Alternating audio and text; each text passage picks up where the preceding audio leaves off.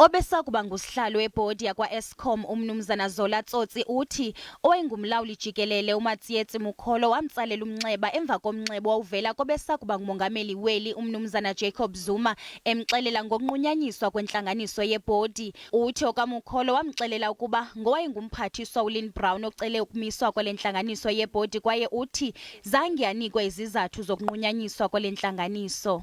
I did ask the acting DG what the reasons were for the postponement of the meeting, because I would need to give those reasons to the board members. And she then responded to say that the minister did not give her any reasons for the postponement of the meeting. Did you ask the former president, Jacob Zuma, for the reasons why he wanted the meeting to be postponed? No, Chair, I did not ask him. Why not? The reason I did not ask the former president was because, as chairman of Eskom, I really don't have any formal business with the president. But wasn't that all the more reason why you should have asked him? Umnumzana Tsotsi uphekwe sophulwa ngemibuzo malunga negunya wayenalo umongameli nomphathiswa lokumisa intlanganiso yebhodi yakwa-Eskom.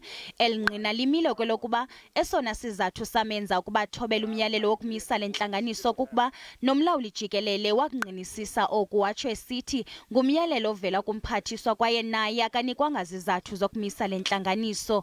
Ujaji Zondo ubuze elingqina ukuba kwakukho izizathu zokuba umongameli nomphathiswa bafuna imiswe le ntlanganiso. Ephendula uthe naye wawungaqini umnqwazi wakhe ngokumiswa kwale ntlanganiso.